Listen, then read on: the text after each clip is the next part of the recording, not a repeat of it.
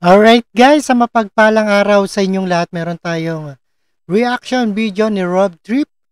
Ayan, ex-senator De Lima lalabas mula sa PNP Custodial Center matapos ng payagang magpiyansa. At ito ay lalabas sa kulungan si dating Senator Laila De Lima matapos siyang pahayagang magpiyansa sa korte. Kaugnay ang malalabi niyang drug case. At ito ay ayon sa PNP, wala na siyang matatanggap na release order pero mag-aanda na ng custodial center nito para sa posibleng paglaya ng dating mambabatas.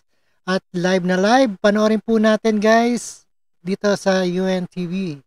And no other further ado, let's do this. Leia, kumusta ang atmosphere dyan sa Camp Crame?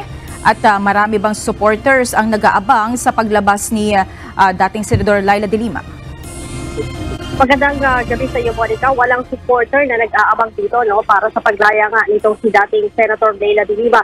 Ang nandito ay puro mga media na nag-aabang sa kanyang paglaya dahil nga medyo maigpit dito at ito ay loob ng kampo kaya wala tayong nakikita mga supporter. Kanina, meron pang ilan-ilan na nagpunta dito na sinasabi yung daw ay abogado itong si Senator Laila De Lima. Subalit nag-request itong si Senator Laila De Lima sa PNP na papasukin o parating yung kanyang staff para tulungan siya sa pagliligpit ng kanyang mga gamit. Monica, sa ngayon ay wala pang natatanggap na release order o kopya ng release order itong Philippine National Police para nga dito sa paglaya ni Senator Laila De Lima ngayong gabi.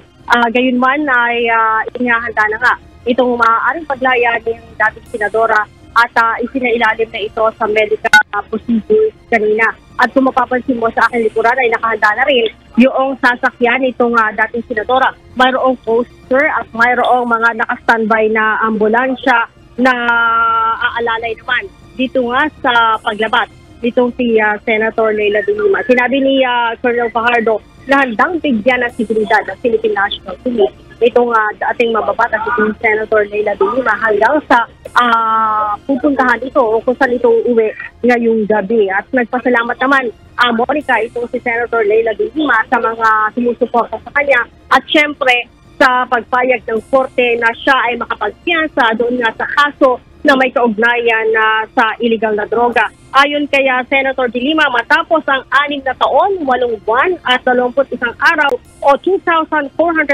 days ay makakalaya na rin siya. Pakinggan natin ang mga sinabi kanina ni Senator De Lima. Salamat sa wagas! Nakalaya na po ako. Inay na po ako ng order of release from the court. And finally, I will be free! Monica, si Senator De Lima ay nakulong noong February 2017. Ito'y matapos nga ang 3 kaso o may kaugnayan sa kanyang 3 kaso sa illegal na droga sa New Bilibid Prison.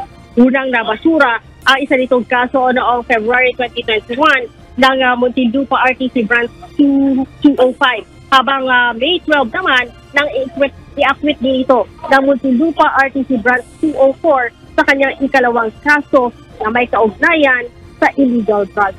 Monica, sa ngayon ay patuloy tayo nag-aabang para nga sa paglabas ni Senator Laila De Lima at sinabi ni Colonel Fajardo na ready na at maayos naman ang kondisyon ng dating mambabatas.